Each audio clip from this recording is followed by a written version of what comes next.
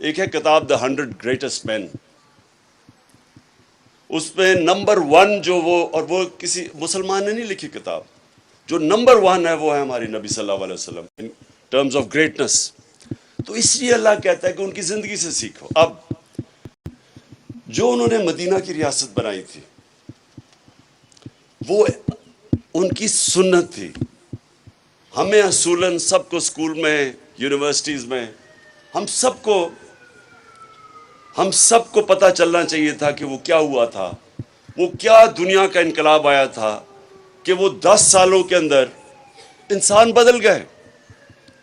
جن کی کوئی اہمیت نہیں تھی انہوں نے دنیا کی امامت کی.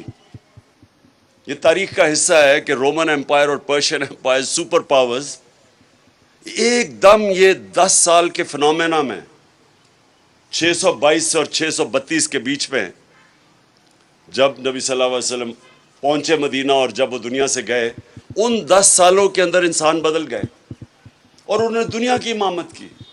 یہ ہسٹوریکل فیکٹ ہے. تو کیا ہوا تھا؟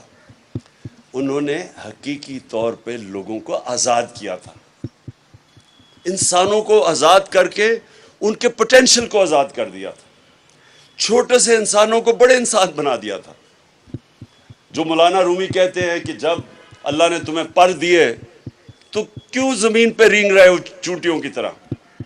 ہم سب کے پاس پر ہے، ہم کوئی بھی اوپر جا سکتا ہے کیونکہ ہم اللہ کی سب سے عظیم مخلوق ہے، اشرف المخلوقات. اس نے جس کے فرشتوں کو کہا کہ ان کے سامنے جھکو، انسان کے سامنے. ہم وہ لوگ ہیں لیکن ہم اپنی حیثیت نہیں جانتے. ہم جانتے نہیں ہیں کہ اللہ نے ہمیں کتنی طاقت دی ہے.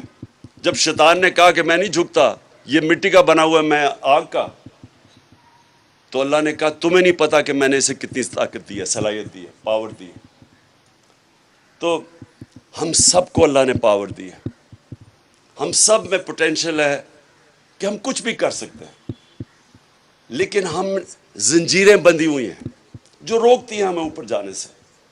تو میرے نبی صلی اللہ علیہ وسلم نے مدینہ میں وہ زنجیریں توڑ دی، انسانوں کو آزاد کر دیا، ان کو پر دے دیے.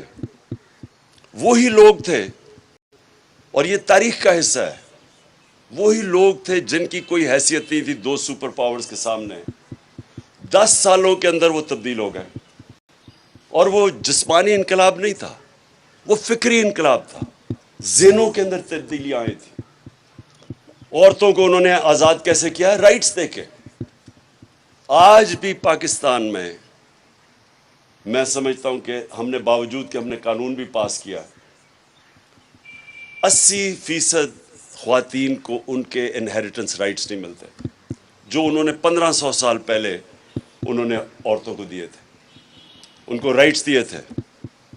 انہوں نے واضح طور پہ خواتین کے رائٹس اسپیسیفائی کیے تھے. قانون کے اندر انہوں نے ان کو رائٹس دیا اور انصاف دیا تھا.